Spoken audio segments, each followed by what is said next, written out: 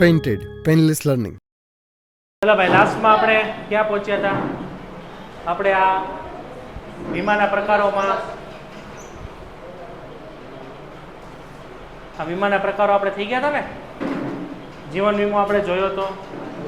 જિંદગીનો વીમો અને હયાતીનો વીમા વચ્ચે શું ફરક છે કે ભાઈ, જિંદગીનો વીમો હોય ને એ તમારું મૃત્યુ થાય, આ તમારા મૃત્યુ પછી જ મળે તમને. જ્યારે હયાતીનો વીમો શું હોય કે તમારા મૃત્યુ પછી પણ મળી શકે અને તમારી હયાતીમાં પણ મળી શકે.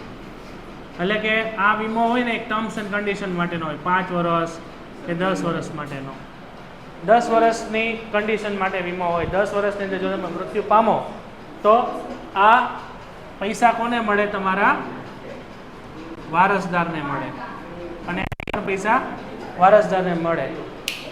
અને જો અહીંયા તમે મૃત્યુ નથી પામતા 5 વર્ષની અંદર તો આ પૈસા તમને પોતાને મળે. આ બધું આપણે જોઈ ગયા છીએ. પછી આ બધું આપણે કમ્પ્લીટ કરી નાખ્યું હતું. આગનો વીમો, દરિયાઈ વીમો, બધું. અન્ય વીમામાં પહોંચ્યા હતા અહીંથી. તો અન્ય ઘણા બધા વીમા હોય આપણી પાસે, બરાબર ને?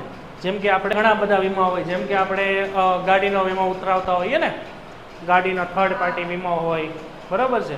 પછી આપણો આ શું કહેવાય, બિલ્ડિંગનો વીમો હોય, આપણા ગળાનો વીમો હોઈ શકે, આપણી ગાડીના કોઈ સ્પેર પાર્ટનો વીમો હોઈ શકે.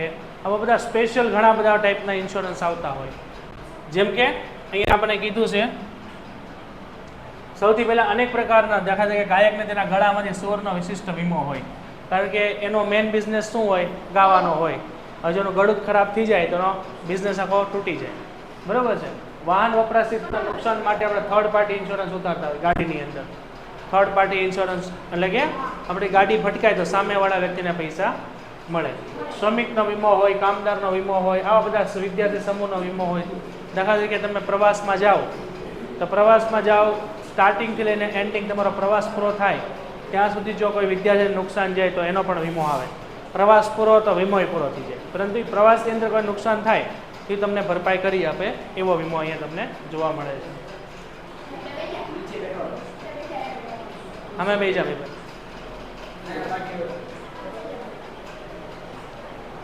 રેડી છે. પછી જેમ કે રમત ગમતનો વીમો છે, આપણે આની ચર્ચા આપણે આગળ કરી ગયા છીએ. તો આ બધા આપણા થર્ડ પાર્ટી વીમાના એક્ઝામ્પલ છે. હવે નેક્સ્ટના પછીનો મુદ્દો છે કે વીમાનું ખાનગીકરણ. વીમાનું ખાનગીકરણ એટલે પ્રાઇવેટાઇઝેશન. જો સૌથી પહેલાં વીમાની શરૂઆત ભારતમાં થઈ ને એ ખાનગી કંપનીથી જ થઈ હતી. પછી ગવર્મેન્ટે એને વીમાની શરૂઆત કરી. ગવર્મેન્ટ માટે એક કંપની છે જેને આપણે LIC કહીએ, લાઈફ ઇન્સ્યોરન્સ કોર્પોરેશન. તો લાઈફ ઇન્સ્યોરન્સ કોર્પોરેશન એ ગવર્મેન્ટની કંપની છે. પરંતુ ઇન્સ્યોરન્સના સેક્ટરમાં જેટલો વિકાસ થયો એની અંદર LIC બધું કાર્ય પહોંચી વળતી નહોતી. એટલે પછી શું થયું? પ્રાઇવેટ કંપનીઓ બધી ઇન્સ્યોરન્સ માટે આવી, બરાબર. પ્રાઇવેટ કંપનીઓ બધી ઇન્સ્યોરન્સ માટે આવી. અત્યારે ઘણી બધી પ્રાઇવેટ કંપનીઓ છે. જેમ કે કોઈ બેંક હોય, એક્સિસ બેંકનો ઇન્સ્યોરન્સ આવે, HDFCનો આવે, બરાબર છે. એવી ઘણી બધી પ્રાઇવેટ બેંકો આપણને જોવા મળે છે. જેમ કે ડિજિટલ છે. તો આ બધી પ્રાઇવેટ કંપની છે જે પણ અત્યારે ઇન્સ્યોરન્સ કંપની ઇન્ડિયામાં જોવા મળે છે. તો વીમાની શરૂઆત ક્યાંથી થઈ હતી ભાઈ?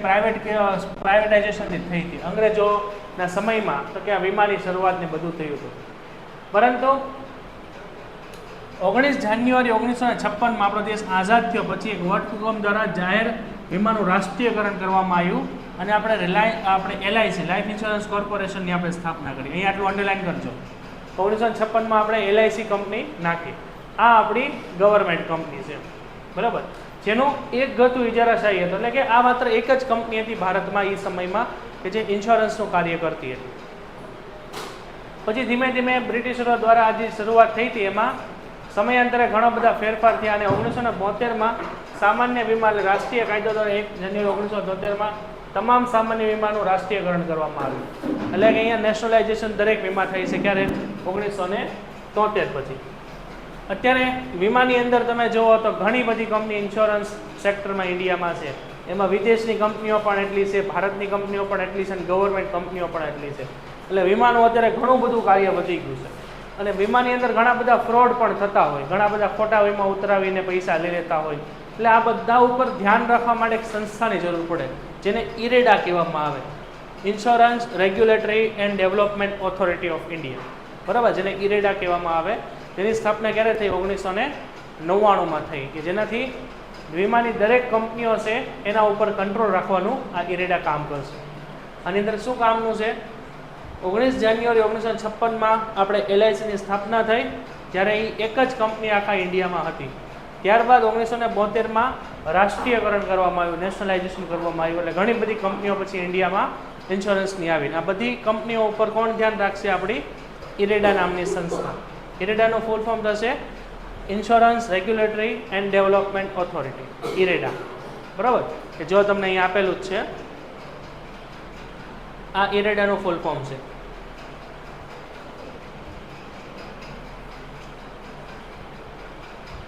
આ ફૂલ ફોર્મ તમને એક્ઝામમાં પૂછાય છે. આની સ્થાપના ક્યારે થઈ છે ભાઈ? 1999. તો અહીંયા વીમાનું ખાનગીકરણની અંદર આપણે આ 3 મુદ્દા માત્ર યાદ રાખવાના છે. એક LICની સ્થાપના ક્યારે થઈ, વીમાનું રાષ્ટ્રીયકરણ ક્યારે થયું, અને ઇરેડાની સ્થાપના ક્યારે થઈ. પછી ઇરેડાની સ્થાપના થઈને પછી વિદેશની ઘણી બધી કંપનીઓ ઇન્ડિયામાં આવી ઇન્સ્યોરન્સના બિઝનેસ માટે. તો હવે એ લોકો કેટલા ટકા ઇન્વેસ્ટમેન્ટ કરી શકે ભારતમાં ઇન્સ્યોરન્સ કંપનીની અંદર? તો આવા બધા રૂલ્સ રેગ્યુલેશન કોણે બહાર પાડ્યા છે? ઇરેડા કંપનીએ. તો અહીંયા એક અંડરલાઈન કરજો, વીમા વિનિમય અને વિકાસમાં ભારતની સર્વોચ્ચ સ્વાયત્ત સંસ્થા કઈ છે? એ આપણી ઇરેડા છે. ઇરેડાની સ્થાપના આખા ભારતમાં ઇન્સ્યોરન્સને લગતા દરેક કાર્યના કંટ્રોલિંગ માટે થાય છે. એટલે એ ભારતમાં કેવી છે? સર્વોચ્ચ સંસ્થા છે. ઇરેડા એક્ટ ક્યારે બહાર પાડ્યો છે? 1999માં, ત્યારે એની સ્થાપના થઈ હતી. જેમાં આપણને એવું કહેવામાં આવ્યું છે કે સ્ટાર્ટિંગમાં FDI હતું ને, FDI એટલે ફોરેન ડાયરેક્ટ ઇન્વેસ્ટમેન્ટ, એટલે 26% હતું. ઉદાહરણ તરીકે ઇન્ડિયાની અંદર તમારે 100 કરોડ રૂપિયાની કંપની આપી છે, તો 100 કરોડ રૂપિયાની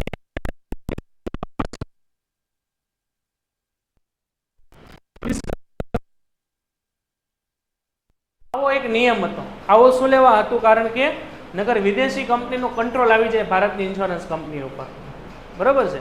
એટલે ભારત સરકારે શું કર્યું કે ભાઈ 26% જ રાખ્યું, કે ભાઈ 100 કરોડની ઇન્સ્યોરન્સની કંપની ઇન્ડિયામાં બનતી હોય તો વધુમાં વધુ કેટલા ટકા ઇન્વેસ્ટમેન્ટ કરી શકશે વિદેશની કંપની?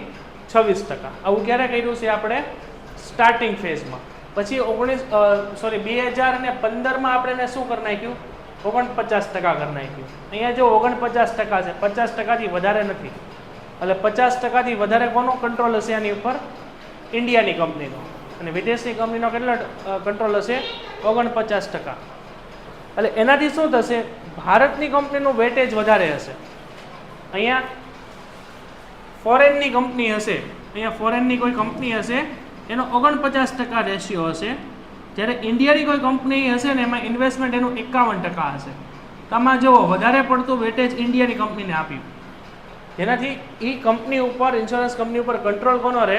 ઇન્ડિયાનો રહે, વિદેશનો ન રહે. અત્યારના સમયમાં તો આ 75% અને ઘણી જગ્યાએ તો 100% થઈ ગયું છે. અત્યારે આપણે નથી પ્રોબ્લેમ પડતો, પરંતુ પહેલાં આવા બધા ક્રાઇટેરિયા હતા. સ્ટાર્ટિંગમાં 26% હતું, પછી એને 49% કર્યું. હવે જો અહીંયા એક છે ને હાઇલાઇટરથી તમે એક સ્ટાર કરી નાખજો. આ પ્રશ્ન તમને એક્ઝામમાં પૂછાય છે. ઇરેડાના કયા કયા ઉદ્દેશ્યો આપણને જોવા મળે છે? ઇરેડા આપણને કયા કયા ઉદ્દેશ્યથી કાર્ય કરતી જોવા મળે છે?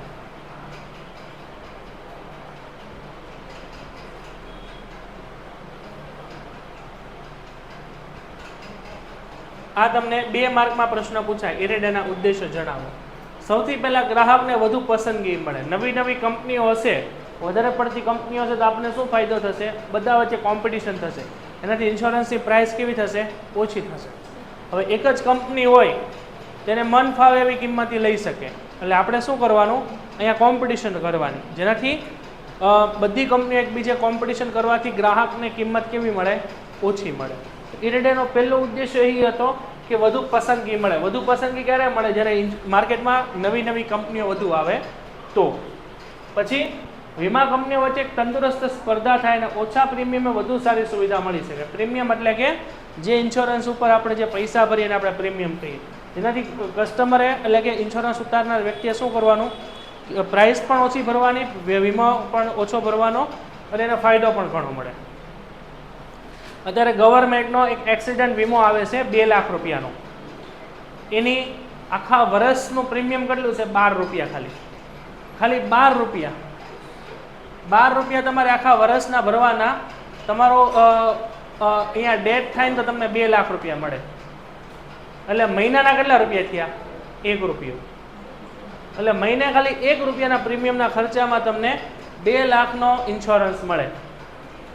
તો એ પ્રીમિયમ જોવા કેટલું ઓછું છે ને? આ તમારે ઉતારવું હોય તો બેંકે જઈને ખાલી કહેવાનું કે ભાઈ ગવર્મેન્ટનો 12 રૂપિયાવાળો વીમો આપો. આવો નવો એક બીજો વીમો આવે છે જેની 320 રૂપિયા કાંઈક સમથિંગ પ્રાઇસ છે. એમાંય તમને 2 લાખ રૂપિયાનો એક્સિડન્ટ ઇન્સ્યોરન્સ મળે. તો અહીંયા ઇરેડાના ઉદ્દેશ્ય જોઈએ તો સૌથી પહેલાં શું છે કે ગ્રાહકને વધુ પસંદગી મળે. બીજું, ઓછા પ્રીમિયમમાં વધુ સારી સુવિધા મળે કસ્ટમરને. અને ત્રીજું, અર્થતંત્ર માટે ભંડોળ મેળવવા માટે. એટલે કે ઇન્સ્યોરન્સ કંપની પાસે વધુ પૈસા આવશે. તે પૈસા કોની પાસે આવશે? લાસ્ટમાં તો ગવર્મેન્ટ પાસે આવશે. પછી વીમા કંપનીઓનું સ્વનિયંત્રણ લાવવું. સ્વનિયંત્રણ લાવવું એટલે એ ઓટોમેટિક કામ કરે. એકવાર આપણે કંપની બનાવી નાખીએ, એકવાર કાયદાઓ બનાવી નાખીએ, એકવાર ઇરેડા સંસ્થા બની જાય તો એનાથી કઈ રીતે ઇન્ડિયામાં કામ કરવાનું છે, કયા કાયદાઓનું પાલન કરવાનું છે, કઈ રીતે ઇન્સ્યોરન્સ કંપની વર્ક કરશે, એ દરેક કંપનીને અગાઉથી જ ખબર હોય. જેનાથી શું થાય? ગવર્મેન્ટનું એના ઉપર ઓછું ધ્યાન રહે. એકવાર કાયદો બની જાય, તમને ખબર જ હોય કે ટ્યુશનમાં તો કે 6:30 આવી જ જવાનું છે, એટલે આવી જ જવાનું. પછી ઓટોમેટિક થઈ જાય. સાહેબ પછી એક વિદ્યાર્થીને પૂછીને ન કે કેમ ન આવ્યો, કેમ ન આવ્યો, બધાને ખબર છે આવી જવાનું હોય એટલે આવી જ જવાનું હોય. એ ઓટોમેટિક થાય. એકવાર આપણો કાયદો બની જાય પછી દરેક કંપની શું કરે? એ એની રીતે યોગ્ય રીતે કાર્ય કરવા માટે. ખાલી ધ્યાન રાખવાનું કામ કોનું છે? તો કે આપણી આ ઇરેડા સંસ્થાનું. પછી કોઈ ફરિયાદ હોય તેનું નિવારણ માટે પણ કાર્ય કરવું. કોઈ ઇન્સ્યોરન્સની અંદર કોઈ ફ્રોડ થયો હોય, કોઈ ઇન્સ્યોરન્સ ઉતારનાર વ્યક્તિ હોય ને વીમા કંપનીએ પૈસા ન આપ્યા હોય તો આ બધું કામ કોણ કરશે? ઇરેડા સંસ્થા કરશે. તો આ જે તમને એના ઉદ્દેશ્ય છે, જે તમને 5 જેટલા આપેલા છે, આ ફટાફટ જોઈ લો, ન સમજાઈને પૂછો. અહીંયા આપણું વીમા ઇન્સ્યોરન્સ સેક્ટર આખું પૂરું. એમાં એવું માંગે છે કે ઇરેડાનું મેઇન કાર્ય શું છે કે એક કાયદા પ્રમાણે આખે ભારતમાં જેટલી કંપનીઓ છે ને ઇન્સ્યોરન્સ કંપની, એના ઉપર ધ્યાન રાખવાનું. પહેલું એનો ઓપ્શન એ હતો, એનો ઉદ્દેશ્ય હતો કે વધુ પસંદગી મળે. વધુ પસંદગી ક્યારે મળે? જ્યારે ઇન્ડિયામાં ઘણી બધી કંપનીઓ આવે, પ્રાઇવેટ કંપની પણ આવે, વિદેશની કંપનીઓ પણ આવે અને ગવર્મેન્ટ કંપનીઓ પણ આવે. જો વધુ કંપનીઓ આવશે તો બધી કંપનીઓની ઈચ્છા હશે કે અમારો ઇન્સ્યોરન્સ આપણે લોકો સામાન્ય જનતા, આપણે કસ્ટમર તરીકે એનો ઇન્સ્યોરન્સ લઈએ. તો આપણે કોનો ઇન્સ્યોરન્સ લેશું? કે જે કંપની આપણને સારામાં સારી સુવિધા આપે અને ઓછામાં ઓછા પૈસા આપણને વીમો ઉતારી દે, વધુમાં વધુ પૈસાનો. તો વધુ કંપની આવશે ને તો વીમાની પ્રીમિયમની રકમ કેવી થશે? ઓછી થશે, જેનાથી વધુ સારી સેવાઓ પણ મળી શકશે. જેમ કે અત્યારે ગવર્મેન્ટ છે તો ગવર્મેન્ટ માત્ર 12 રૂપિયામાં તમને 2 લાખ રૂપિયાનો ઇન્સ્યોરન્સ આપતી હોય તો પ્રીમિયમ કેવું છે? સૌથી ઓછું. અને ઇન્સ્યોરન્સની કિંમત તો કે 2 લાખ રૂપિયા. તો વધારે કંપનીઓ આવવાથી ફાયદો એ થશે કે પ્રીમિયમની રકમ કેવી થશે? ઓછી. નકર એકાદ બે જ કંપની હોય તો શું કરે? એ લોકો ચાહે કે વધારે પૈસા રાખે પ્રીમિયમના, કારણ કે આપણી પાસે બીજો કોઈ ઓપ્શન ન હોય તો આપણે એ જ તે વીમો ઉતારશું. ક્લિયર છે એટલું?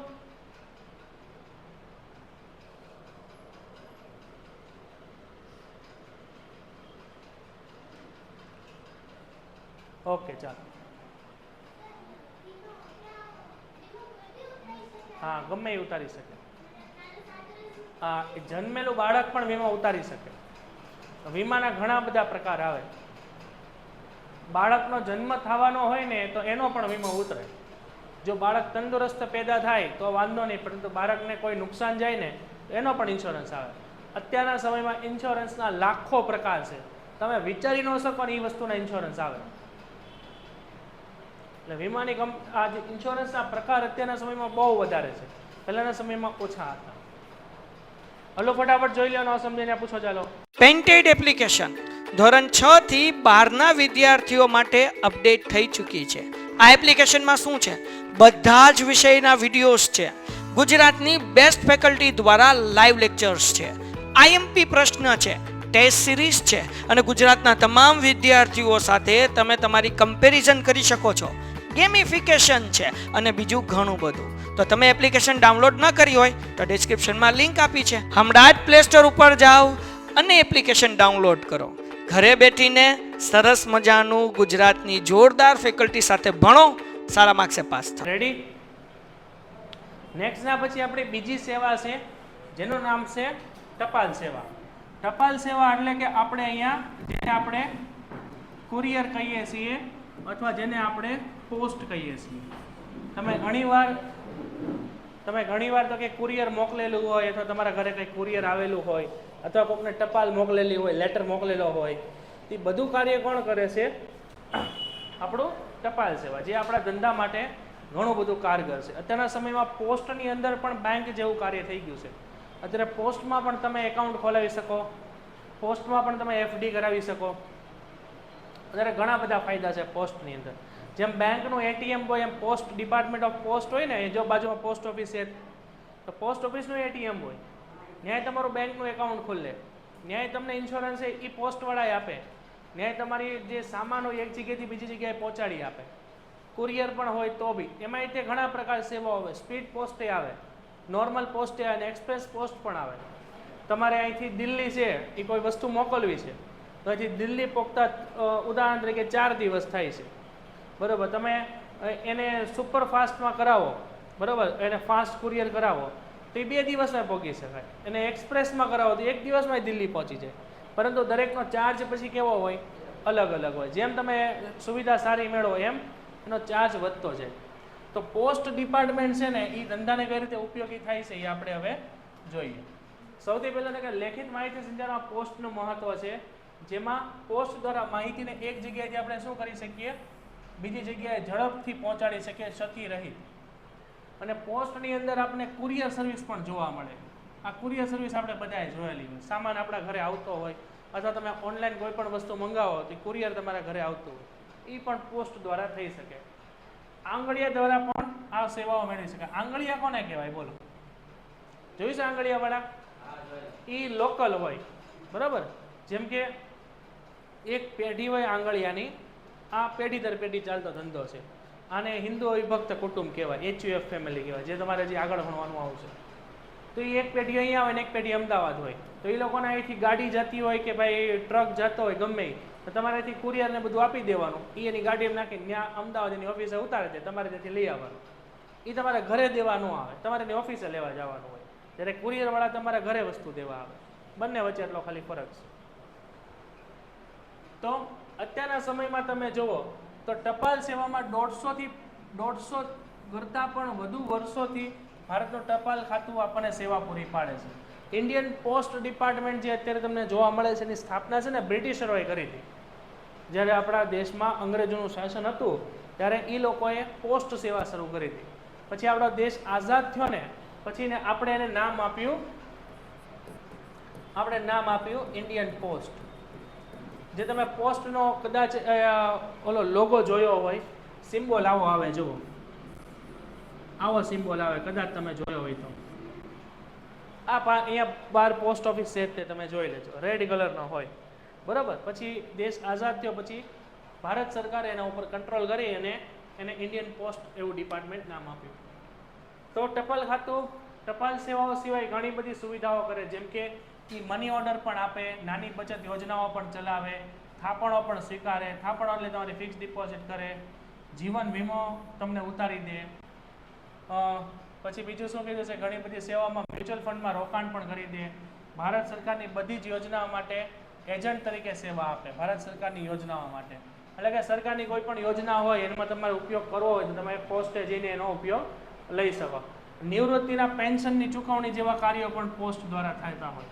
અચ્છા, આની અંદર તમને કીધું છે મની ઓર્ડર. તો મની ઓર્ડર શું કહેવાય આપણે ડિટેલમાં આગળ ભણવાનું આવશે. એક જગ્યાથી બીજી જગ્યાએ પૈસા પહેલાં સમયમાં પહોંચાડવા હતા તો મની ઓર્ડરનો યુઝ થતો.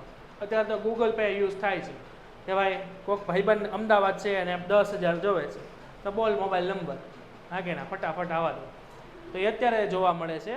પહેલાં એવું નહોતું. પહેલાં ગામડામાં તમારે પૈસા મોકલવા હોય તો મની ઓર્ડરનો યુઝ થતો. નાની બચત યોજનાઓ એટલે તમે એમાં રોકાણ કરી શકો, થાપણો તમે એમાં FD ઉતારી શકો. મ્યુચ્યુઅલ ફંડ એટલે કે શેર માર્કેટની અંદર મ્યુચ્યુઅલ ફંડ આવે એમાં તમે ઇન્વેસ્ટ કરી શકો.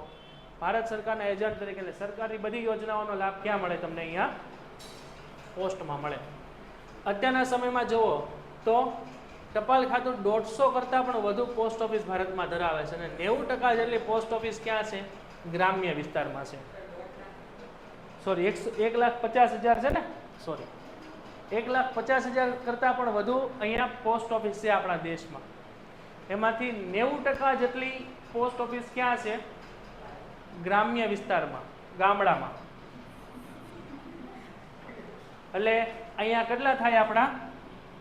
આમાંથી 1,45,000 થાય ને? નહીં, 1,35,000 થાય. શું વયું કે 1,35,000 જેટલી. તો આપણે ડિપાર્ટમેન્ટ ઓફ પોસ્ટ જે આપણે ગવર્મેન્ટની કંપની બની છે એ આઝાદી પછી એની 1,50,000 જેટલી બ્રાન્ચ આપણને જોવા મળે છે. અને 1,50,000માંથી 90% બ્રાન્ચ ક્યાં છે? ગ્રામ્ય વિસ્તારમાં. તો પોસ્ટનો સૌથી વધારે ઉપયોગ કોણ કરે છે? ગ્રામ્ય વિસ્તારના લોકો. કારણ કે ગ્રામ્ય વિસ્તારની અંદર મોબાઈલ નથી, બીજી કોઈ કુરિયર સેવાઓ નથી, બીજી કોઈ બેંક નથી, કે ગવર્મેન્ટની યોજના ગ્રામ્ય લોકો સુધી પહોંચે એવી કોઈ વ્યવસ્થા નથી. એટલે પોસ્ટ ડિપાર્ટમેન્ટ આ બધું કામ કરે છે. એ સરકારની બધી યોજના એ ગ્રામ્ય લોકો સુધી પહોંચાડે છે ને, એ લોકોને ખાતું ખોલી આપે, એ લોકોના પૈસા જમા કરે, એ લોકોને મની ઓર્ડરે કરી આપે, એ લોકોનું જે કુરિયર હોય એ બધી જગ્યાએ મોકલી પણ આપે. એટલે પોસ્ટનો વધારે ઉપયોગ ગ્રામ્ય વિસ્તારમાં થાય છે. શહેરમાં ઓછો થાય, કારણ કે શહેરમાં આપણી પાસે ઘણા બધા ઓપ્શન હોય. આપણે ખાલી જેમ કે અહીંયા ખાતું ખોલાવવું છે તો ખાતું ખોલાવવા માટે આપણી પાસે ઘણી બધી બેંકો હોય. ગ્રામ્ય વિસ્તારમાં એવું બધું ન હોય, એટલે ગ્રામ્ય વિસ્તારમાં એનો યુઝ વધુ થાય. તો સૌથી પહેલાં અહીંયા આપણને કાર્યો આપેલા છે. પોસ્ટ ઓફિસના કયા કયા કાર્યો હોય? તો અહીંયા છે ને તમે કાર્યો લખો, સ્ટાર કરીને અહીંયા લખો કાર્યો. પોસ્ટ ઓફિસના કાર્યો. પોસ્ટ ઓફિસ કઈ કઈ કાર્ય કરે? તો સૌથી પહેલું કાર્ય કયું કરે છે પોસ્ટ ઓફિસ? સૌથી પહેલું કાર્ય કરે છે સામાન્ય ટપાલ. સામાન્ય ટપાલ એટલે કે પત્ર મોકલે. તમારા ઘરે પત્ર કે પરબીડિયાના સ્વરૂપમાં મોકલી શકાય. પરબીડિયો એટલે કવર. જે તમે પત્ર લખો પછી પત્રને કવરમાં નાખો, એ કવરને પરબીડિયું કહેવાય, અને અંગ્રેજીમાં એન્વેલપ કહેવામાં આવે. બરાબર? તો સૌથી પહેલા પત્રની સુવિધા આપે છે. બીજું નોંધાયેલ ટપાલ એટલે કે રજિસ્ટર્ડ પોસ્ટ. રજિસ્ટર્ડ પોસ્ટ એટલે શું? કે જેમાં જે વ્યક્તિનું નામ લખેલું હોય, જે એડ્રેસ લખેલું હોય, એ જ વ્યક્તિની વસ્તુ મળે, એને રજિસ્ટર્ડ પોસ્ટ કહેવામાં આવે. ઓલી સામાન્ય ટપાલ તો શું હોય કે ભાઈ દાખલા તરીકે મેં કોઈ મુકેશભાઈ મહેતા નામના અમદાવાદના વ્યક્તિને એક ટપાલ લખી. હવે એ ટપાલવાળો ત્યાં જાય એના ઘરે, એમ કે મુકેશભાઈ મહેતા કોણ? તો કે હાજર નથી. તો એ ટપાલ એના ઘરે આપી દે ગમે એને. એ સામાન્ય ટપાલ. રજિસ્ટર્ડ ટપાલ એટલે શું હોય કે જેમાં મુકેશભાઈ મહેતા નામ લખેલું હોય એ જ વ્યક્તિને ટપાલ મળે. જે વ્યક્તિ હાજર ન હોય તો એ ટપાલ રિટર્ન આવી જાય. બે વચ્ચે એટલો ફરક છે. તો રજિસ્ટર્ડ પોસ્ટમાં શું હોય કે ભાઈ ટપાલનું નોંધાયેલું ખાતું, નોંધાયેલી ટપાલ એટલે કે રજિસ્ટર્ડ પોસ્ટ, એને મોકલવાની હોય એનું ડિલિવરી આપવામાં આવે છે. ટપાલ જેને મોકલવાની હોય એનું નામ અહીંયા લખવામાં આવે છે. સામાન્ય ટપાલ કરતાં આની કિંમત કેવી હોય? વધુ હોય. આમાં તમારે વધારે પૈસા ચૂકવવા પડે. અહીંયા નોંધાયેલી ટપાલ મોકલેલ વ્યક્તિને મળી છે કે તેના પુરાવા તરીકે સહી જોતી હોય તો તેનો એકનોલેજમેન્ટ લેટર પણ આપવામાં આવે. એટલે કે મેં મુકેશભાઈ મહેતાને જે લેટર લખ્યો એ લેટર એને જ પોતે મળી ગયો છે, એની એ પોસ્ટમેન આવે ને તમારે ત્યાં, એ સિગ્નેચર કરાવે એના રજિસ્ટરમાં કે સાઇન કરી દે તમને મળી ગયું છે. પછી એની એક કોપી તમને આપે, એટલે તમારી પાસે પુરાવો રહે કે મુકેશભાઈ મહેતાને આ કુરિયર મળી ગયું છે. તો આવું બધું કેમાં હોય? આપણું રજિસ્ટર પોસ્ટમાં. સામાન્ય પોસ્ટમાં નહીં. સામાન્ય પોસ્ટમાં કોઈ સિગ્નેચર ને એવું કાંઈ લેવામાં ન આવે. પછી છે value payable post. Value payable post હોય ને એ આમ જોવો ને તો સૌથી વધારે મોંઘી હોય, કે જેમાં તમારે કોઈ કિંમતી વસ્તુ હોય, કોઈ કુરિયર હોય તમારે મોકલવાનું હોય તો એનો ઉપયોગ થતો હોય. જેમ કે ગ્રાહક ઓર્ડર પ્રમાણે પાર્સલ ટપાલ ખાતા દ્વારા મોકલવામાં આવતું હોય, માટે જ માલ મળે ત્યારે ગ્રાહક પાર્સલની ચૂકવણી કરતો હોય. અહીંયા આપણે કાઉન્સમાં લખો cash on delivery. Cash on delivery. અહીંયા તમારું જે પાર્સલ છે ને તમારા ઘરે પોગે ને પોસ્ટ દ્વારા, ત્યારે તમારે એ પોસ્ટમેનને પૈસા દેવાના હોય. સમજાણું ભાઈ? તમારા ઘરે કેમ એમેઝોન કે ફ્લિપકાર્ટમાંથી તમારા ઘરે કોઈ વસ્તુ આવે તેમાં કેશ ઓન ડિલિવરી તમે આપો, તેનો મિનિંગ શું થાય કે કુરિયર તમારા ઘરે પહોંચે ને પછી તમારે એના પૈસા દેવાના. તેને અહીંયા વેલ્યુ પેએબલ પોસ્ટ કહેવામાં આવે, કે જેમાં કોઈ કિંમતી વસ્તુ હોય, કોઈ દાખલા તરીકે કોઈ મોબાઈલ છે કે કોઈ ઘર સામાન છે, આ બધી વસ્તુ તમારે લેટરની સાથે કુરિયર મોકલવાનું. એટલે તમારું કુરિયર પણ જાય ને માથે લેટર પણ જાય. એટલે વ્યક્તિ લેટર વાંચે અને કુરિયરમાં જે સામાન હોય એને મળે. અને આ બધી વસ્તુના પૈસા તમારે પોતે ચૂકવવાના, એટલે કે જે વ્યક્તિ મેળવનાર હોય એને. એટલે ખાલી લખી નાખજો કેશ ઓન ડિલિવરી. એટલે કેશ ઓન ડિલિવરી એટલે તમને આઈ થિંક આઈડિયા આવી જશે. પછી છે સ્પીડ પોસ્ટ. સ્પીડ પોસ્ટ મેં તમને કીધું એ પ્રમાણે તમારું કુરિયર જ હોય, તમારી એક જે રીતે તમે સામાન્ય પોસ્ટ મોકલો એવી જ હોય, પરંતુ આમાં થોડીક સ્પીડ વધી જાય. તમારે દિલ્હી મોકલવાનું છે તો દિલ્હી તમારે 4 દિવસમાં પહોંચતું એની બદલે આ 2 દિન પહોંચી જાય, બરાબર. તો સ્પીડ પોસ્ટના પૈસા કેવા થાય? વધારે થાય. ટપાલ ખાતા દ્વારા સ્પીડ પોસ્ટ પાર્સલ માટે સામાન્ય ટપાલ કરતાં અહીંયા કેવી કિંમત ચૂકવવી પડે? વધુ. જે જરૂરિયાત પ્રમાણે એમાં વીમો પણ લઈ શકાય, જ્યારે વીમો પડે તો લેવો, બાકી ઓપ્શન છે. પછી આપ્યું છે આપણે express post. Express post speed post કરતાં પણ વધારે સ્પીડમાં હોય. એ તમારો કુરિયર છે ને પ્લેનથી આવે, ફટાફટ 1 દિવસમાં દિલ્હી તમને મળી જાય. તો અહીંયા એક્સપ્રેસ પાર્સલ સેવા એ વ્યક્તિઓ અને ધંધાકીય એકમો માટે બંને માટે પ્રાપ્ય છે. એની અંદર પાર્સલ નક્કી કરેલ સમય મર્યાદામાં ખૂબ ઝડપથી પહોંચે.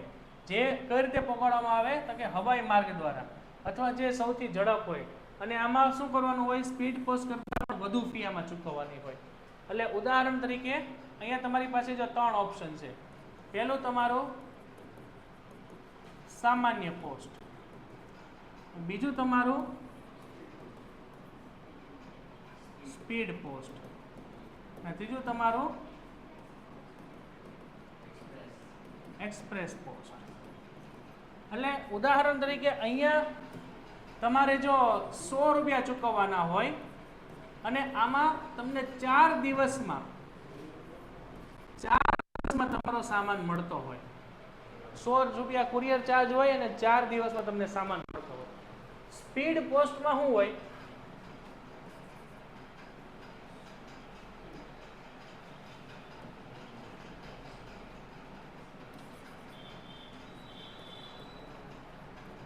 સ્પીડ પોસ્ટની અંદર શું હોય? તમારે અહીંયા 500 રૂપિયા ચૂકવવાના હોય અને તમારો સામાન છે ને એ 2 દિવસમાં મળી જતો હોય. એ 500 રૂપિયા ચૂકવવાના, એટલે પૈસા અહીંયા વધુ થશે અને અહીંયા દિવસ કેવા થશે? ઓછા. એક્સપ્રેસ પોસ્ટની અંદર શું હોય કે તમારે અહીંયા 800 રૂપિયા ચૂકવવાના હોય અને તમારો સામાન છે 1 દિવસમાં મળી જતો હોય. તો જે વ્યક્તિને ઝડપથી સામાન પહોંચાડવો હશે એ શેનો ઉપયોગ કરે? એ એક્સપ્રેસ પોસ્ટનો ઉપયોગ કરે, બરાબર. કોઈ કિંમતી દસ્તાવેજો હોય, કોઈ એવી વસ્તુઓ હોય કે જે ઝડપથી સામેવાળા વ્યક્તિને પહોંચી જવી જોઈએ. અને એક્સપ્રેસ પોસ્ટની અંદર તમારો જે સામાન પહોંચતો હોય ને એ કેના દ્વારા પહોંચતો હોય તો કે પ્લેન દ્વારા, હવાઈ માર્ગે સીધો. અહીંથી ઉદાહરણ તરીકે તમે કુરિયર મોકલો છો, દાખલા તરીકે મુંબઈ, બરાબર છે. તો ભાવનગરથી એ સામાન ફટાફટ ક્યાં પહોંચે? અમદાવાદ. અમદાવાદ જે બી અહીંથી પ્લેન જતો હોય તો પ્લેન, અથવા ફટાફટ ગાડી જતી હોય તો અમદાવાદ પહોંચે. અહીંથી અમદાવાદ પહોંચે એનો કેટલો સમય લાગે? વધીને 3 કલાક. 3 કલાક જ લાગે ને? 3 થી 4 કલાક સમજો, 5 કલાક સમજો. 5 કલાકમાં અમદાવાદ પહોંચે. પછી અમદાવાદથી ફ્લાઇટ હોય એ લોકોની. કુરિયરવાળાનો અમુક કુરિયર છે, જેમ કે ફેડેક્સ કંપની, તમે નામ સાંભળેલી હોય, ફેડેક્સ કંપની. આ ફેડેક્સ કંપનીનું પોતાનું ખુદનું પ્લેન છે. તો એ ડાયરેક્ટ અમદાવાદ એરપોર્ટે પહોંચે 5 કલાકમાં તમારો સામાન, અને ડાયરેક્ટ આ પ્લેનમાં એ લોકો લોડ કરી દે અને કલાકમાં તમારો સામાન સીધો મુંબઈ પહોંચી જાય. એટલે 6-6.5 કલાકમાં મુંબઈ પહોંચી ગયો અને કલાક 1-1.5 કલાકમાં તમારા ઘરે ત્યાં પહોંચી જાય. એટલે વિધિન 1 દિવસમાં તમને ડિલિવરી મળી જાય ભાવનગરથી સીધી મુંબઈ. સમજાણો? એનો ચાર્જ કેવો હશે? ખાલી વધારે છે. તો આ 3 પ્રકાર આપણે સમજાઈ ગયા દરેકને ઓનલાઈન. સામાન્ય પોસ્ટ, સ્પીડ પોસ્ટ અને એક્સપ્રેસ પોસ્ટ. બધા વચ્ચે ખાલી શેનો ફરક છે? બધા વચ્ચે પૈસાનો ફરક છે, સમયનો ફરક છે. બીજો આમાં કઈ નવો ફરક નથી. પછી આપણે આ આપણી કેટલામી સેવા છે? આ આપણી 6ઠ્ઠી સેવા છે. 6ઠ્ઠી સેવા પોસ્ટ વાળા શું કરે છે? તમને બચત ખાતું ખોલી આપીએ. તમારું પોસ્ટમાં એકાઉન્ટ પણ ખુલે. જેમ કે બેંકમાં કેમ તમારું બચત ખાતું ખુલે? બેંકવાળા તમને એટીએમ કાર્ડ આપે, બેંકવાળા તમને પાસબુક આપે, બેંકવાળા તમને ચેકબુક આપે. એમ પોસ્ટની અંદર પણ તમારું બચત ખાતું ખુલે, તમને પાસબુક મળે, તમને એટીએમ મળે. એટલે એના એટીએમ બધે હાલે ખરી, પણ એના એટીએમ હોય બધી જગ્યાએ ઓછા. બધી બેંકમાં હાલે. ચાલે. બધી બેંકના એટીએમમાંથી તમે પૈસા વિડ્રો કરી શકો. તો એ લોકો તમને બચત ખાતાની સુવિધા પણ આપે. તો આ બચત ખાતાની અંદર તમને જુઓ તો કઈ કઈ સુવિધા આપે છે. તમને 5 વર્ષનું રિકરિંગ ખાતું કોને કહેવાય આપણે અહીંયા સમજશું. માસિક આવક યોજના, સમય આધારિત થાપણ, અને આપણે એફડી કહીએ, ફિક્સ ડિપોઝિટ. પછી બચત યોજના છે. પછી 15 વર્ષની ભવિષ્ય નિધિ યોજના, એટલે 15 વર્ષ પછી તમને પૈસા મળે. આ બધી યોજનાઓના નામ છે. 5 થી 10 વર્ષ માટે કિસાન વિકાસ પત્ર, આમાં તમારે ઇન્વેસ્ટમેન્ટ કરવાનું, ગવર્મેન્ટની યોજના છે. પછી સુકન્યા સમૃદ્ધ ખાતા, આ બધા આપણને જોવા મળે છે. ને તમે બચત ખાતું ખોલાવો એ બચત ખાતાની સાથે તમને શું મળે? ચેકબુક પણ મળે અને એટીએમ ની સુવિધા પણ મળે. તો આવું બધું કોણ કરે છે? આપણું બચત ખાતું, એટલે કે અહીંયા આપણું ડિપાર્ટમેન્ટ ઓફ પોસ્ટ. ટપાલ સેવાઓ આ બધી તમને મળે. જ્યારે તમે બિઝનેસ સ્ટાર્ટ કરો ત્યારે બધી સુવિધાનો તમે લાભ લઈ શકો. પછી આપણને આપ્યું છે આપણું રિકરિંગ ખાતું. હવે રિકરિંગ ખાતું કોને કહેવાય? રિકરિંગ એકાઉન્ટ એટલે કે એવું એકાઉન્ટ કે જેમાં તમારે દર મહિને અમુક ફિક્સ પૈસા ભરવા જ પડે. હવે જો તમારું બચત ખાતું હોય, તમારું બચત એકાઉન્ટ હોય, બરાબર, તમારું બેંકમાં ખાતું હોય, તો તમે લાસ્ટમાં કેટલા પૈસા જમા કર્યા હતા એ તમને યાદ ન હોય. તમને મજા આવે તો પૈસા જમા કરો, મજા આવે તો પૈસા ઉપાડી લ્યો. એમાં કોઈ ફિક્સ ટાઈમ ન હોય કે ભાઈ એટલા રૂપિયા તમારે જમા કરવાના જ. રિકરિંગમાં કેવું હોય કે રિકરિંગ એક અમુક સમય માટે હોય. એ સમય માટે તમારે દર મહિને અમુક ફિક્સ પૈસા જમા કરવાના જ. એ કમ્પલસરી ફિક્સ પૈસા અમુક જમા કરવાના, એ અહીંયા કમ્પલસરી આપણે જોવા મળે. એટલે કે તમારે દર મહિને 1 થી 5 તારીખમાં 5000 રૂપિયા જમા કરવાના. આનાથી શું ફાયદો થાય? તમારા વર્ષ જેવું પૂરું થાય એટલે તમને 60 થી 70 હજાર રૂપિયા જેટલી ઇન્કમ થાય. એમાં પાછું સરકાર બધા બીજા પૈસા એડ કરે, જેનાથી તમારી બચત છે ની વધે. એક પ્રકારે તમને એક આદત પડે, જેનાથી તમને લાંબા ગાળે ફાયદો થતો હોય. અને રિકરિંગ ખાતું કહેવાય, જે તમારે 12મા ધોરણના અર્થશાસ્ત્રમાં બેંકને લગતું ચેપ્ટર આવશે ને, એમાં આ ટોપિક આવશે. તો આમાં શું હોય કે દરેક માસની અગાઉથી નક્કી કરેલ તારીખે પહેલા તમારે નક્કી કરેલ નાણાંની રકમ અહીંયા જમા કરવાની હોય. 5 વર્ષે આ ખાતું પાકતી કિંમતે તમને બધા પૈસા પરત આપે. અને 5 વર્ષના સમયગાળા પછી જરૂર જણાય તો બીજા 5 વર્ષ તમે ટૂંકમાં કન્ટિન્યુ કરી શકો.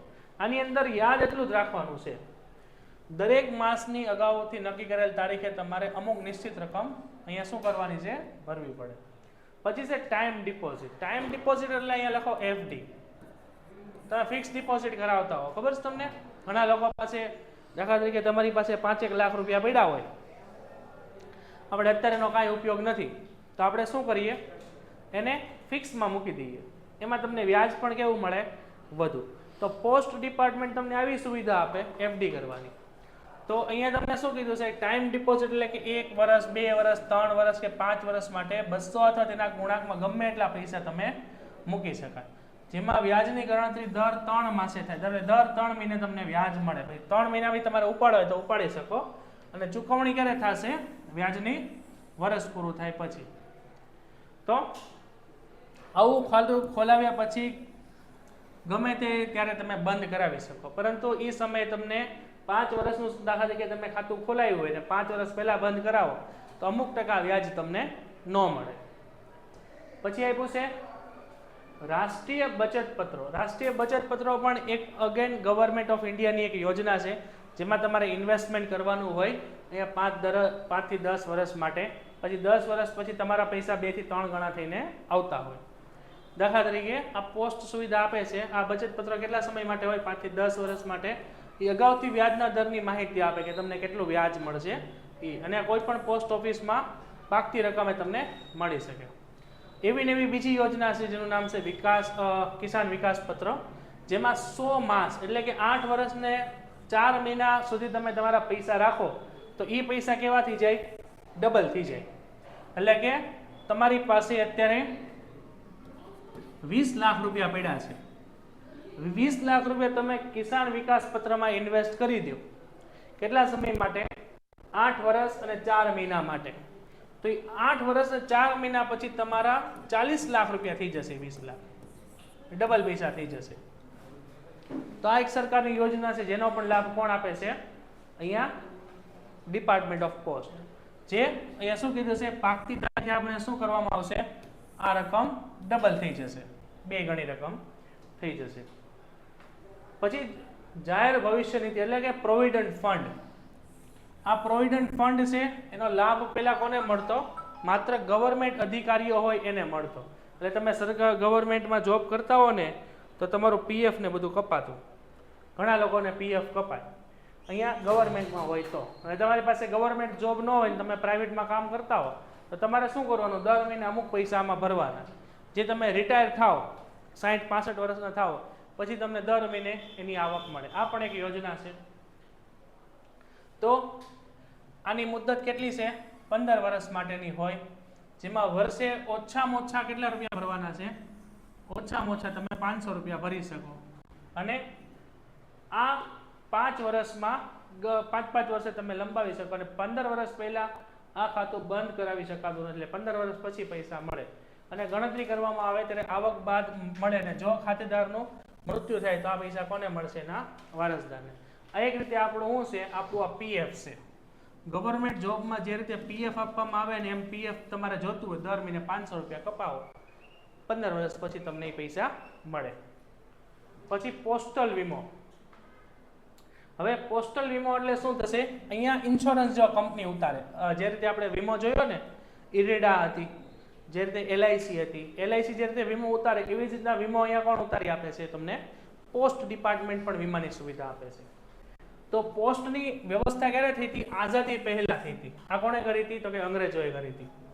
અને આની અંદર પોસ્ટલ વીમાની અંદર જીવન વીમાની વિવિધ પોલિસીઓ મળી શકે. એટલે જીવન વીમાના ગમે એ વીમો તમારે લેવો હોય તમને અહીંથી મળશે. અને સૌથી મોટી ખાસિયત શું છે? આમાં ઓછામાં ઓછું પ્રીમિયમ હોય અને વધુમાં વધુ તમને આમાં ફાયદો હોય. જેનાથી ફાયદો એ થાય કે જે પ્રાઇવેટ કંપની તમારી પાસે વધુ પ્રીમિયમ લે ને એની બદલે અહીંયા ગવર્મેન્ટનું પોસ્ટ ડિપાર્ટમેન્ટમાં ઓછું પ્રીમિયમ ભરીને પણ તમે સારી પોલિસી લઈ શકો.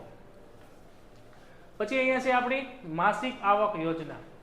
માસિક આવક યોજનામાં તમને દર મહિને પૈસા મળે. અહીંયા તમે 5 વર્ષ માટે આ ખાતું ખોલાવો તો અહીંયા રોકાણકારને દર મહિને વ્યાજની રકમ મળી શકે તે હેતુથી આ યોજનાનો ઉપયોગ છે. અને અહીંયા આ યોજના 5 વર્ષના સમયગાળા માટે ખુલતી હોય છે. એક પોસ્ટથી બીજી પોસ્ટમાં પણ તમે ફેરવી શકો. તો આ બધી તમે જુઓ ને 13 નંબર, 12 નંબર, 11 નંબર, 10 નંબર અને અહીંયા 9 નંબર, તો આ બધી ગવર્મેન્ટની યોજનાઓ છે. આ બધી યોજનાઓનો લાભ તમને ક્યાં મળશે? પોસ્ટ ડિપાર્ટમેન્ટની અંદર. ઓકે, એટલું પહેલા જોઈ લો, ન સમજાય પૂછો પછી આપણે મની ઓર્ડર સ્ટાર્ટ કરીએ. મની ઓર્ડર પણ પોસ્ટ ડિપાર્ટમેન્ટની અંદર જ આવશે. પોસ્ટની અંદર એક સુવિધા આપવામાં આવે છે જેનું નામ છે મની ઓર્ડર. જો મની ઓર્ડરનો ઉપયોગ અત્યારે બહુ નથી થતો. અત્યારે તમારી પાસે ઘણા બધા ઓપ્શન છે સામેવાળી વ્યક્તિને પૈસા મોકલવા માટે. દાખલા તરીકે ગૂગલ પે છે, ઇન્ટરનેટ બેન્કિંગ છે, ઘણું બધું છે આપણી પાસે, બરાબર. ચેક છે, પછી દાખલા તરીકે ઓનલાઈન ટ્રાન્સફર છે, આરટીજીએસ, એનઈએફટી. અત્યારે લોટ્સ ઓફ ઓપ્શન છે તમારી પાસે કોઈ વ્યક્તિને પૈસા મોકલવા. પણ પહેલાના સમયમાં આવું કાંઈ નહોતું. એટલે કે કોઈ શહેરમાં કોઈ વ્યક્તિ રહેતો હોય, એના ફેમિલી ગ્રામ્ય વિસ્તારમાં રહેતું હોય તો એને પૈસા મોકલવા માટે એ મની ઓર્ડરનો યુઝ કરતો. એટલે એ શું કરે? એ શહેરમાં જે પોસ્ટ ઓફિસ હોય ત્યાં જાય, ત્યાં જઈને એ 10,000 રૂપિયા પ્લસ 50 રૂપિયા એટલે કે 10,000 ને 50 રૂપિયા જમા કરાવે. 10,000 ને 50 રૂપિયા જમા કરાવે. આ 10,000 રૂપિયા એને ગામડામાં એની જે ફેમિલી રહેશે ને એને મોકલવાના છે અને આ 50 રૂપિયા એ પૈસા મોકલવાનો ચાર્જ છે. એટલે 10,000 ને 50 રૂપિયા એની પોસ્ટમાં જમા કરાવે, એની શહેરની હોય. એટલે એ પોસ્ટ શું કરે? એમાં જેને બી મની ઓર્ડર મોકલવાનો છે એનું નામ, એડ્રેસ, આ બધી વિગતો લે, બરાબર. પછી જ્યાં એડ્રેસ હોય ને ત્યાંની પોસ્ટ ઓફિસ હોય ને એ એને 10,000 રૂપિયા મોકલી દે. ત્યાં એને કહે કે ભાઈ તમારો મની ઓર્ડર આવ્યો છે. એટલે એમાં એનું નામ પૂછે, એનું એડ્રેસ પૂછે, પછી ઓકે લાગે ને પછી એની સિગ્નેચર કરાવે અને પછી એને 10,000 રૂપિયા કે ના એમ કોઈ ન જાય તો એના ઉપર કેસ લાગે હો ને, એમ કોઈ પૈસા લઈને ન જાય.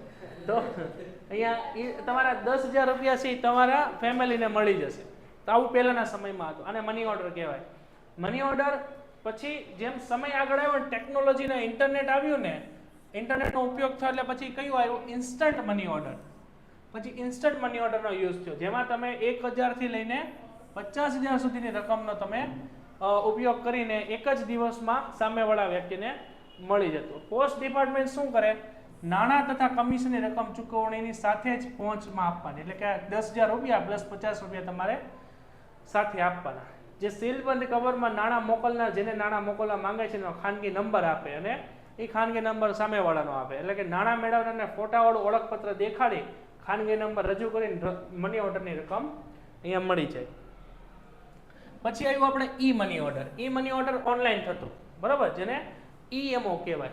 ઈએમઓમાં શું હાલતું કે તમે ઓનલાઈન 1 રૂપિયાથી લઈને 5,000 રૂપિયાની રકમ તમે મોકલી શકો સીધા એ વ્યક્તિના ખાતામાં. એને ઈ મની ઓર્ડર કહેવામાં આવ્યો. પહેલા સાદું મની ઓર્ડર હતું, અહીંયા આપણે લખીએ. પહેલા સામાન્ય મની ઓર્ડર હતું, સામાન્ય મની ઓર્ડર. પછી બીજું ઇન્સ્ટન્ટ મની ઓર્ડર આવ્યું અને પછી ત્રીજું ઈ મની ઓર્ડર આવ્યું. ઇન્સ્ટન્ટ મની ઓર્ડરમાં ફાયદો એ થતો કે જે તમને એક જ દિવસમાં સામેવાળા વ્યક્તિને પૈસા મળી જતા. ઈ મની ઓર્ડરનો ઉપયોગ શેમાં થયો? ઇન્ટરનેટની શરૂઆત થઈ ને પછી ઈ મની ઓર્ડરનો ઉપયોગ થયો, જેમાં બીજા જ દિવસે સામેવાળા વ્યક્તિને એના ખાતામાં મળી જાય. ઇન્સ્ટન્ટ મની ઓર્ડર છે. ઇન્સ્ટન્ટ મની ઓર્ડરમાં તમે અહીંયા 1,000 રૂપિયાથી લઈને 50,000 રૂપિયા સુધીની રકમ તમે મોકલી શકતા. અને ઈ મની ઓર્ડરમાં શું હતું? 1 રૂપિયાથી લઈને તમે 5,000 રૂપિયા સુધીની રકમ મોકલી શકતા. એટલે અહીંયા મિનિમમ 1,000 રૂપિયા હતા, જ્યારે મિનિમમ 1 રૂપિયો છે. તો કોઈ વ્યક્તિને 40-50 રૂપિયા મોકલવા હોય તો ઈએમઓ નો ઉપયોગ કરીને મોકલી આપતું.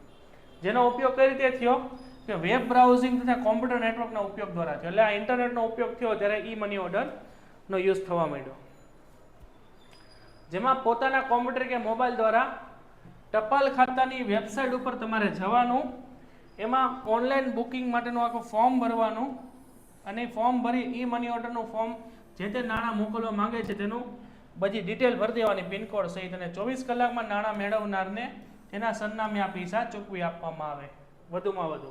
એટલે ઈ મની ઓર્ડરની સાથે તે જરૂરી હોય તો તમે કોઈ સંદેશો પણ મોકલી શકો, એટલે સાથે કમેન્ટ પણ કરી શકો તમારે કોઈ પૈસા મોકલવાના છે એ. સમજાણું? ઈ મની ઓર્ડરમાં 3 ફેઝ છે. એક સામાન્ય મની ઓર્ડર છે જે પહેલાના સમયમાં થતો, પછી ઈ મની ઓર્ડરમાં ઇન્સ્ટન્ટ મની ઓર્ડર આવી, પછી ઈ મની ઓર્ડર આવ્યું. ઈ મની ઓર્ડરનો ઉપયોગ કઈ રીતે થયો તો કે ઇન્ટરનેટનો ઉપયોગ કરીને આનો ઇન્સ્ટન્ટ મની ઓર્ડરનો યુઝ થશે. ઈ મની ઓર્ડરનો. જ્યારે ઇન્સ્ટન્ટ મની ઓર્ડરમાં શું કરવાનું છે? તમારે સામેવાળા વ્યક્તિની બધી ડિટેલ આપવાની છે, એટલે પોસ્ટ તમને એક જ દિવસમાં સામેવાળા વ્યક્તિને આપી દેશે. ઓનલાઈન એના ખાતામાં કે ઓનલાઈન સામેવાળા વ્યક્તિના ખાતામાં આપી દેશે. તો અહીંયા ઈ મની ઓર્ડરની અંદર 3 ફેઝ છે. એક સામાન્ય money order, instant money order અને ઈ મની ઓર્ડર. પછી આપી છે આપણને આનુષંગિક સેવાઓ. આનુષંગિક એટલે કૌંસમાં લખો વધારાની. વધારાની ઘણી બધી સેવાઓ આપે. વધારાની ઘણી બધી સેવાઓમાં દાખલા તરીકે વિદેશી ચલણની ખરીદી. વિદેશી ચલણની ખરીદી એટલે કે તમારી પાસે જો રૂપિયા છે, તમારી પાસે રૂપિયા છે ની સામે તમારે ડોલર લેવા છે, તો એ પણ સુવિધા કોણ આપે છે? Post department. તમે પૈસા જમા કરો એટલે તમને ડોલર મળી જાય. એ લોકોને ગવર્મેન્ટ આપે. આપણે જોતા હોય તો પોસ્ટમાંથી તમને ટૂંકમાં ડોલર કે કોઈ પણ વિદેશની કરન્સી મળી જાય. પછી વિદેશી ચલણના ટ્રાવેલર્સ ચેક, એટલે તમારે વિદેશ જવું હોય ને સાથે ચેક લઈ જવા હોય તો એની પણ સુવિધા આપે. પછી તમને ડેબિટ કાર્ડ પણ આપે, વિદેશી ચલણના ડ્રાફ્ટ પણ આપે. પછી તમારે મ્યુચ્યુઅલ ફંડમાં રોકાણ કરવું હોય તો આપે. ગુજરાત સરકારના એજન્ટ તરીકે બેન્કિંગ સેવા આપે, પેન્શન, બચત, આવી ઘણી બધી. રેલવેની બુકિંગ એ તમને કરી આપે. તો અહીંયા આપણું આખું પોસ્ટ ડિપાર્ટમેન્ટ આખું પૂરું થાય છે. આખું જોઈ લો, ન સમજાય ને પૂછો. પેન્ટેડ એપ્લિકેશન ધોરણ 6 થી 12ના વિદ્યાર્થીઓ માટે અપડેટ થઈ ચૂકી છે. આ એપ્લિકેશનમાં શું છે? બધા જ વિષયના વિડીયોઝ છે. ગુજરાતની બેસ્ટ ફેકલ્ટી દ્વારા લાઈવ લેક્ચર્સ છે. આઈએમપી પ્રશ્ન છે, ટેસ્ટ સિરીઝ છે અને ગુજરાતના તમામ વિદ્યાર્થીઓ સાથે તમે તમારી કમ્પેરિઝન કરી શકો છો.